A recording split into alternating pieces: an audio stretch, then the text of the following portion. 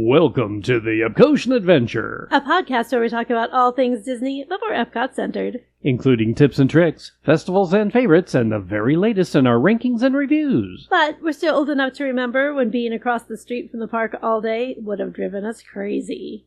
This is episode 78, all about D23, our first visit.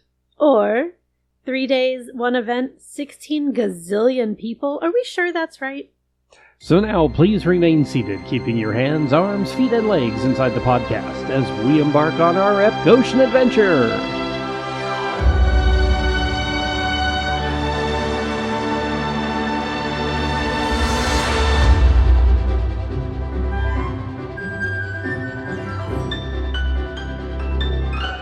Howdy, folks, and welcome to the Epcotian Adventure. I'm Rod. And I'm Sue. And this is episode 78. Another D23 issue is really kind of come up between Sue and I, and that's like, how did we plan this? What just happened? It was overwhelming. It was a lot. We've talked about the news that happened at D23, but we kind of wanted to do an episode about our experience, what you can expect if you go to D23. What is it like? What does it feel like to be there? How did we plan our trip? So many people. Spoilers, there's a lot of people. Lots of people. Well, let's go way back to the beginning. Well, let's start with, what is D23? What are we even talking about? Rod, give us just a brief overview. What are we talking about here? Well, D23 is a club, basically, of Disney nerds like ourselves.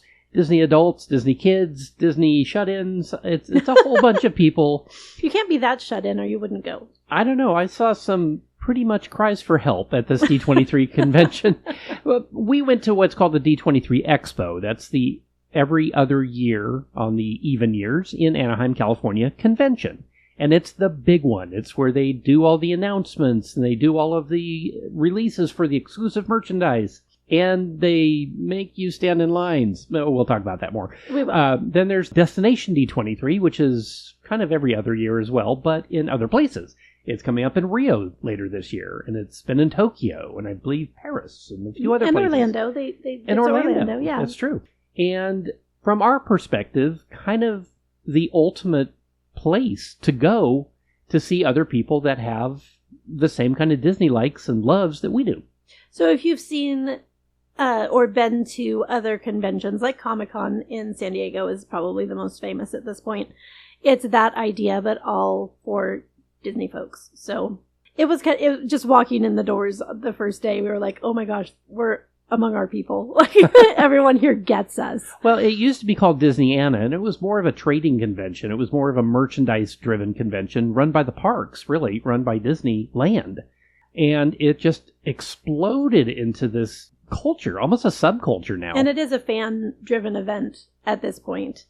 I say that, but it is put on by the parks because this is where they do the announcements, but it is for the fans. It's not anything stuffy. It is definitely for that fan base.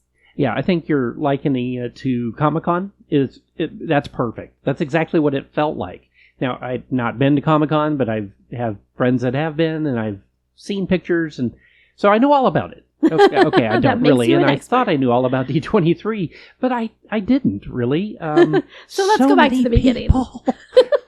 Let's go back to the beginning and talk about the experience of getting tickets, because even way back to that stage of the game was an unexpected adventure.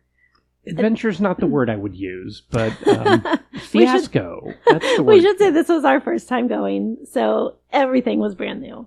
So, yeah, fiasco is an interesting word. But it's a better, cleaner F word, so I'll say it that way.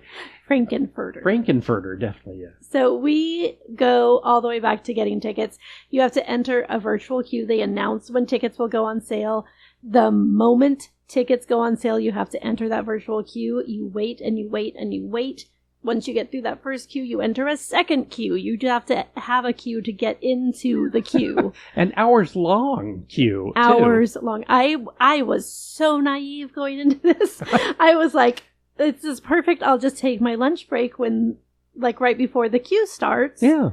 And getting in the queue earlier does not get you any bonus points. So. Yeah, it was random. Yeah. It was like a lottery system almost, where you didn't know where you were going to be in line. So you jump in this line, you wait and you wait and you wait. You watch this tiny little guy move at the glacier's pace across your phone screen. Yeah, it was like waiting in line for Mulholland Madness. It really was. Just slow, not going anywhere. Not a big payoff. Not a big payoff. Well, your knees hurt after. No. Exactly. So after that second queue, then you wait some more. The first day, we waited and waited and waited until the queue literally just stopped. Yeah. There was no more waiting. There were no more availability. There was no anything. They just cut it off and said, sorry, you didn't get anything.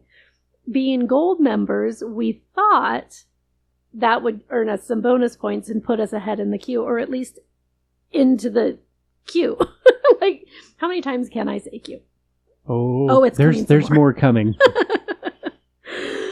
So we did not get in. There is a second day and a third day for getting tickets. And the second day, we did finally get tickets for Saturday day. So what that means is we were able to attend the expo, which is all the vendors, all the shopping, some really cool experiences. It does not get you into the Honda Center, which is where all those evening performances are, the amazing things that you see all over YouTube with Josh D'Amaro there, and the muses from Hercules singing, and all the princesses, and all of the big cool things. That's at the Honda Center. That is an entirely different ticket, entirely different venue. And cost even more. Yeah. I still don't quite understand the pricing structure, because the one that I selected was going to get us into that Saturday night Honda Center as well, which is what those big announcements are for. But when I clicked on seats at the Honda Center, it suddenly drove the price up to like $600, which we were not going to be paying. So it was a little misleading on that. I don't know what I misunderstood. I went back and read it so many times. But anyway, we didn't make it into the Honda Center. And listening to other people who went to D23, you weren't the only one that was confused, yes. I guess is the way to put it. Frustrated and angry was actually a better way to put it for a lot of folks, because it really did feel like it was oversold from day one. Yeah. To the point people, even, like Sue said, D23 members like ourselves could not get in, even as gold members, to the stuff we really wanted to see. Which we understand there's a lot of us. Like, yeah. We get it. There's hundreds of thousands of people that I'm sure tried to buy tickets, so I was happy to at least get tickets for one day. Absolutely. So lesson number 1, be happy with what you get. That's pretty much what we walked away with. Now, getting into the panels and the experiences at the expo, because there are lots of broken down venues throughout. Well, the venues aren't broken down. I was gonna say, I don't really know if that's a great way to explain those, but breaking it down, there are a lot of queues after you wait in the queue to get in the building, and then the queue to go through security, more queues. Well, yes, but you have to get tickets to get into those panels. Which also had a queue. Yes. So that was another virtual queue. You go in to that virtual queue. It was a lot faster than that, but that is because all you're doing is you're getting in there to choose your wish list. You're not actually choosing the panels. So when you get into this screen, you can select up to 4 experiences per venue. So that's all day long. You don't have to worry about times. Don't worry about that. They'll worry about that. Pick the 4 for each of the venues. Choose the maximum amount of choices it will allow you to, because 2 weeks later, you'll find out what you actually got. So for us, you get notified via email, and it was like the week before we left, I believe. Yeah, it was barely a week. So planning is a little more difficult if you really are planning to do these different things, the different elements inside of D23, the panels and the experiences, and then only to find out you only, like us, out of the 20, got 1. We did. We got 1. Now, the one that we got was one that we both really, really wanted, so that was really nice, but it was just a little odd. It was very strange. Yeah. But yeah, this is where you can meet authors of Disney books, and you can meet with Imagineers, and you can meet voices of Disney characters, and there's all kinds of different panels. Meet with costuming and props artisans and all kinds of people behind the scenes that you get to see a glimpse into what they do, and it's very, very cool. So absolutely select the maximum amount that you can do, because like Rod said, we chose 20 and we got one. So we were very happy with the one we got. Yeah, so D23, as far as the scheduling goes, we got the 1 day, so we just planned our flights around that and our hotels around that, like most people would.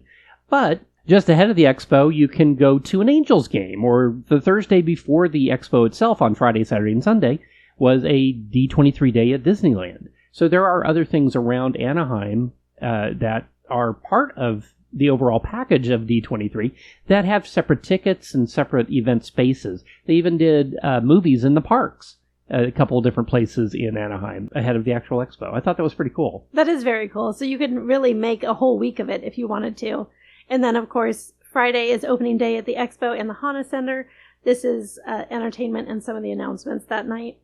Saturday, Expo and Honda Center. That night is all the big announcements. Everything you've been seeing on YouTube, all of the big parks things and Disney Cruise Lines, all of those happen on that Saturday night. And then Sunday, the Expo is there for its last day. And at the Honda Center that night is the Legends ceremony. So that looked super cool. They were inducting, Joe Rohde got inducted this year, Harrison Ford. So many cool people got inducted as Disney Legends this year. So that was super cool. Would have loved to have seen that, but it looked really neat. Talk a little bit about logistics. The D23 Expo is going to be at the Anaheim Convention Center every even year. Anaheim Convention Center is right across the street from Disneyland Park. You can literally walk. You can. And actually, you can park at the convention center or at the Toy Story lot for Disneyland.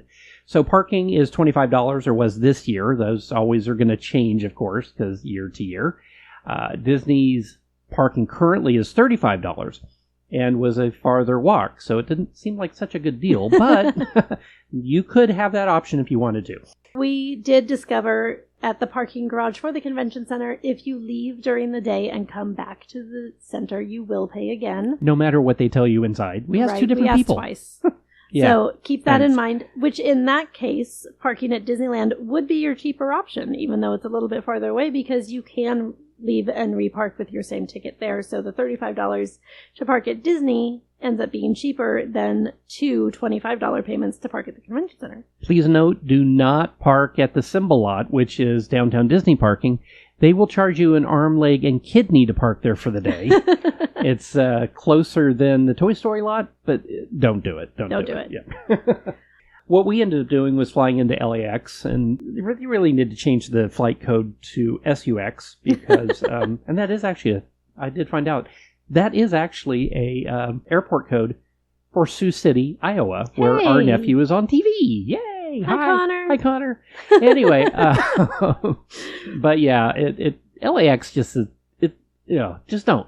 If you have the option, fly into Santa Ana, and we've talked about this in some of the planning episodes we talked about for Disneyland, but Santa Ana, code SNA, if you're looking, is where you want to fly into because it's closest, not cheapest, but the best. It's such a cool airport. Literally every time we fly into LAX, we swear it's going to be the last time we fly into LAX. Oh, we swear at LAX. I think it's yeah. Hotel pricing is really expensive. There's actually a couple hotels that are attached to the convention center. The Anaheim Hilton and the Marriott are right there, literally attached to it. Matter of fact, the Hilton and the convention center not only share parking, but they share a convention space. And I've stayed there before. I love it, but it was going to be $500 a night. No. Plus parking. Plus parking, yes. So there are tons of hotels within walking distance of the convention center. Well, and we found that a week ahead, the prices for the open rooms dropped considerably for those rooms because a lot of people thought they were going to get 3 nights at D23 and like us got 1. So they started canceling. So you can look in places like Fullerton or Orange or Santa Ana, especially if you have a rental car.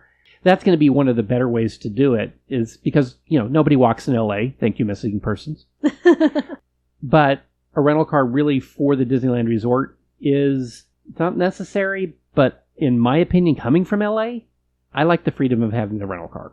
So, and that allows you to get to the closest In-N-Out, which is not within walking distance of the park. Surprisingly, so, yes. Keep that in mind. Now, actually getting into the convention center, they put up big signs everywhere that you can begin to queue to enter for the expo at 4:30 a.m., and you can enter at 5 o'clock a.m. Why anyone would want to do this, I have no idea. Now, I've camped out for concert tickets before. I've never even remotely thought of camping out for D23, so I guess there's some people that just like to be the first ones in line. I guess. Maybe they want to be on TV and interviewed, or they have an early morning, I don't know. Coffee needs, I don't know, that requires them to be up that early. They do not allow you to camp out, so if you were going to pull the waiting for concert tickets move and stay overnight, they do not allow that. So, again, why you'd want to, I don't know. Well, especially since when we got in, so let's talk about our actual experience. This was our very first time going to D23, obviously, as we've said that 15 times. But it was so many people. There were a lot of people. Oh my gosh. Okay, so very peoply, very loud, and controlled chaos. That's about the only way I can think of it. Loosely controlled chaos. Yeah, we've been in the basement of Mitsukoshi on the Ginza in Japan, where people are wandering in straight lines, going all different directions. Shoulder to shoulder. And yet, very, very organized. This was not that.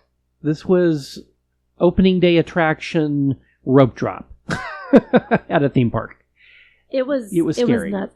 You know, if you've been listening to us for a while, you know that we tend toward the introverted side of things. And this was not our jam. So we did just kind of muscle through it for a while. We looked at a lot of long queues that we thought, that looks like fun, don't want to wait. That looks like fun, don't want to wait. So there are queues for literally every single thing. If you think you want to go in and look at the Roosevelt shirts, the new ones for the exclusive D23, or the Loungeflies exclusives for D23, very, very cool things, you're going to queue for about 30, 40 minutes. Yeah, and the Roosevelt one, you had to get tickets through their virtual queue, which nobody even knew until you got there. And they're like, okay, we're accepting people for 1:30. And we walk up and, do you have a ticket? No, hello? We want to shop? I want to see the thing and meet Nate. But so that was by the way, Nate, where were you? Right. Was he even there? We showed up and you weren't there. Anyway, that was very eye-opening. So every single vendor you can think of who has any association with Disney had a booth there and a queue to go with the booth. Thomas Kincaid. Oh my gosh. You've seen his pictures at the stores around the world and at the annual Farts. The Painter of Lights. Yes. The Festival of Arts Festival. There's always a booth for him. And the stores at Downtown Disney and Disney Springs. And Disney cruise ships. They had some of the most amazing Kincaids at the exhibit there. I'll just say that. We almost came home with way too many dollars worth of paintings, but we refrained. Yeah. But they did release some exclusive for the weekend as well. There was one that was hanging on the wall that she said it had literally released that morning. And that was the Tokyo one. That was so amazing. It was just gorgeous. But anyway, Thomas Kincaid is there. Loungefly, Funko, Roosevelt, Her Universe, Canva, Pandora Jewelry, Rock Love Jewelry, all of them. Anything you can imagine that has an association with Disney had a booth there.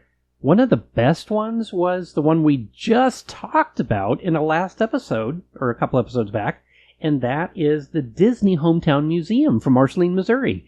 They had the same merch we just talked about there available in Anaheim. We said, hey, you can't get anywhere but Marceline, but there was in Anaheim. But they had released some new things since we had been up there. So we came home with some stuff from a place we had just been. Weird. And the people that were running the booth were actually from Marceline. I thought that was amazing. They were so nice. Yeah, they were the people from the museum. So we were like, hey, we do a podcast. Have our card. We're not above a little self-promotion. But anyway, if you're listening and you are from the Hometown Museum, thank you so much for your hospitality. You guys are amazing. We're going to come back and see you again. Truly amazing. And you should too. Go see them in Marceline, Missouri. Highway 5. Okay. Very nice. They also had representation from Disney Cruise Lines and Avatar and Disney Animation. They had all kinds of stuff. It was it was very, very neat. They had lots of photo ops and lots of just detail everywhere. The Walt Disney Imagineering exhibit was incredible. The best one, though, in my opinion, was the Lucasfilm one there for, or ILM, I should say, for the filming. We've heard it referred to as the volume. They called it something a little different there. This was like a portable version of the volume. Yeah. And so it's how they do the filming for things like The Mandalorian currently, where it's a giant video screen that is hyper-realistic to the point where you would walk into it even close up. And the camera, as it moves, when it's focused on a person or an object, the graphics behind it move in perspective with it. And they had that as a thing you could wait for and go do. And, oh my gosh, it was just amazing to watch. That one would have been worth waiting in a queue for. We did not, because the queue was really long. But we got to see Peter and Kitra from Ordinary Adventures and get to say hi to them. So if you guys are listening, hi. That was fun. They also had a big car museum, which was like a big... museum is the wrong word. Just a space set up to showcase. Yeah, a car showcase. There you go. Yeah. And they had different versions of Herbie from the film. So many Herbies. So many Herbies. They had the Muppets cab from the original Muppet movie, Dr. Teeth and the Electric Mayhem's van. I'll post a picture of that one because that one made me really, really giddy to get to see in person. They had an SUV from Agents of S.H.I.E.L.D. They had... the Cruella cars. Yes. Oh my gosh, they had so many, and they were from different films over the years. And it was amazing how similar they were, but yet how individual they were. And they all had the DeVille license plate on it. And they were amazing. Where they keep these things, I don't know if they're part of the archives or if they're somewhere out at the ranch. I don't know, but wow. Yeah. It's amazing that they have all of these cars, but the Cruella ones were my favorites. It was so cool. I got a little giddy over some of those too. There were also lots and lots of people in cosplay and Disney bounding. If you are at all into Disney bounding or full-on cosplay, this is your time. They have contests, they have parades, they have people stopping to ask people for photos everywhere.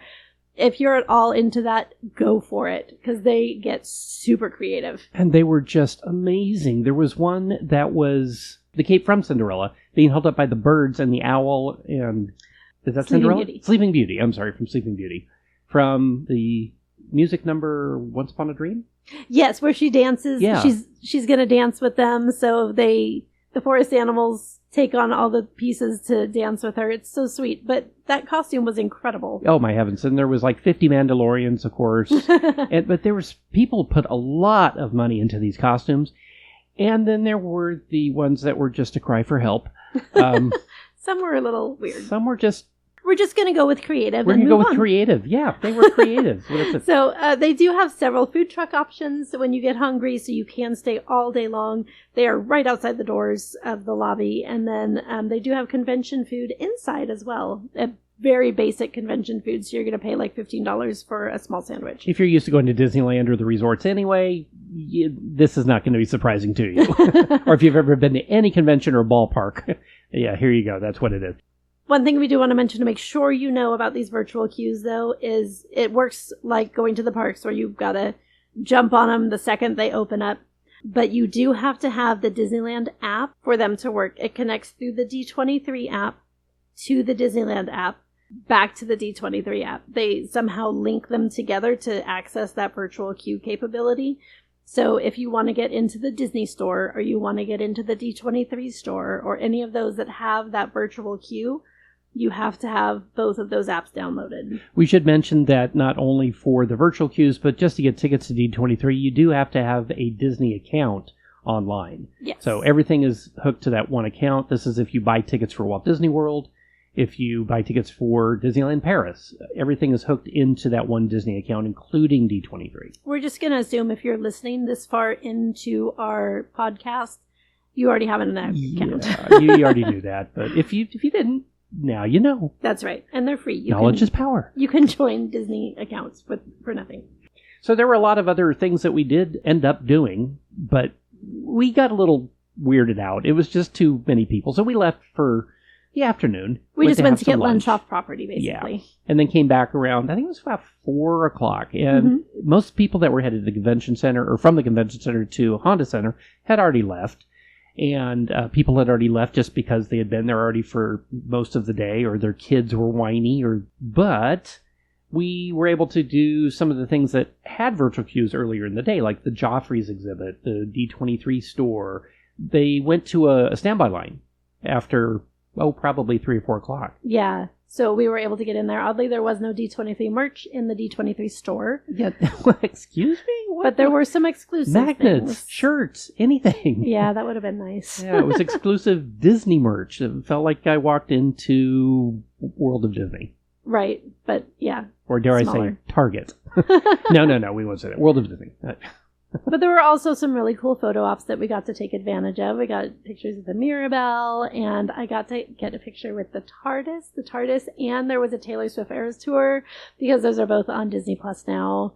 So they had a whole setup of Taylor Swift with a microphone where people were attempting karaoke, and it was a little scary. So we moved quickly past that. But we got some really great iced coffee without waiting in a queue, and we got some photos without waiting in a queue. So the afternoon time, those lovely, lovely afternoon hours when people are already getting on buses to head over to Honda Center, that was our golden time. We really enjoyed the afternoon. Yeah, so if you do have one of those experiences that you waited in the virtual queues for and you were able to get, of course, that's going to govern when you're going to be there, because you do need to line up for those 15 to 30 minutes ahead, usually for most of those. Just so that you get in and get seating, even if you have a ticket for that, so to speak. So it comes down to, was D23 worth it? Yeah, our first time, yes, because you have to experience it as a Disney fan, a Disney adult, just a cosplayer or a aficionado. Was it worth it for the money? I don't know. It was very expensive for what it was for one day, but I'm still glad we went.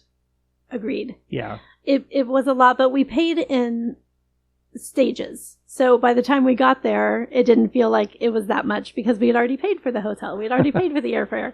So girl math, it was free by the time we got there.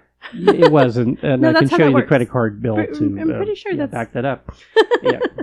So what would we change if we were to do it again? And I think we would. I think we would do it again. I think so. I think we would go in knowing, though, that the afternoons are the golden hour for the days that you're there. Yes. If you do get multiple days and want to spend multiple days, then my opinion, unless you're doing something like cosplay, or if you're doing something with one of the events that you really want to go to, or you have something that is in the morning hours, go in the afternoon. Unless you thrive on that kind of energy, because a lot of people do. A lot of people were in their element, and if that's True. you... eat it up. It is all true. yours. If you're an extrovert and you're an extroverted Disney person, you'll love it. If Absolutely. you're introverted, so many people. So many people. So shoot for the afternoon if you are like us. If you are normal, then you can go all day long. Yeah, Sue mentioned the standby lines for the panels. Just know that you can do standby. This year they did not do standby for Honda Center, though, so right. you couldn't get into that event unless you had a ticket. So, but all those daytime panels, the ones that we didn't get into that we had selected on our wish list, you can stand in a standby line, and people, if there's extra room or some folks don't show up, the one that we were at later in the afternoon, there was plenty of space. So anyone who stood in a standby queue would have been in with us. It would have been well worth their time. Yeah, we spent a day at Disneyland. I think spending 2 days at Disneyland and doing 1 day at the convention would be the way to go, at least from my perspective. I'm more of a parks person, and yes, I know it's a dichotomy that we're talking about so many people at the convention, but we go to Disneyland and Disney World all the time. Totally different. But like we've said in the past, we like Epcot because it's nice and wide open. Disneyland was not as crowded as I thought it might be for a convention weekend. You know, it's funny. I'm just because we are introverts, and I don't know if there's other people out there like us who tend towards that, but also enjoy Disney.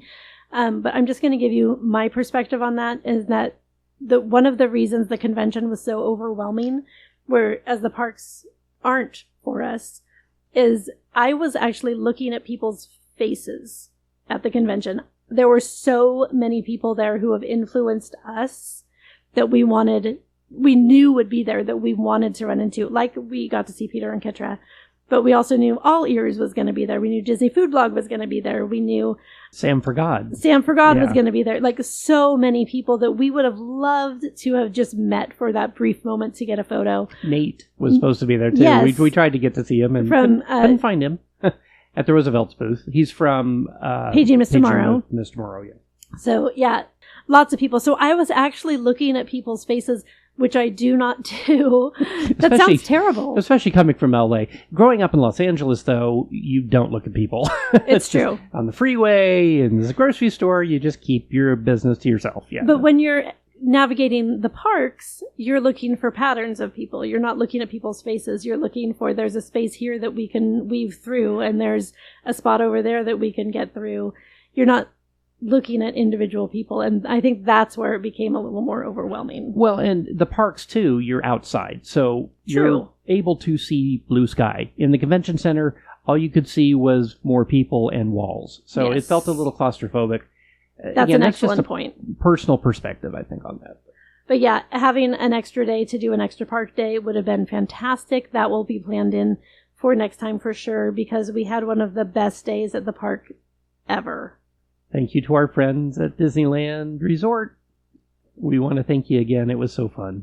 Yes, and stay tuned for at least one Disneyland episode coming up. Disneyland DCA. It's coming up soon because we have things to say. Don't forget, Disneyland Paris coming up soon too. Yay! Yay! Have we told them that? Did you know that? I think we've said that a few times. Anyway, let us know what you did with D23. Did you go? Did you want to go? Would you never go? Let us know in the comments. Before we go, we'd like to give a big thank you to our theme music composer, Jason Patrick Rowan, whose music is licensed through Pond 5. And of course, thank you, Phoenicians. And don't forget to rate, review, like, share, and subscribe. It really does help other people find us. You might even put a little bookmark on this one so you can use it the next time you're planning to go to D23. Good idea. You can find us on social media, on Instagram, Facebook, and YouTube, and wherever you listen to podcasts. The Epcotian Adventure is a $1,000 brunch production and a proud gold member of D23. Thanks for joining us today for episode 78 of the Epcotian Adventure. I'm Rod. And I'm Sue. And we'll see you in line. Bye.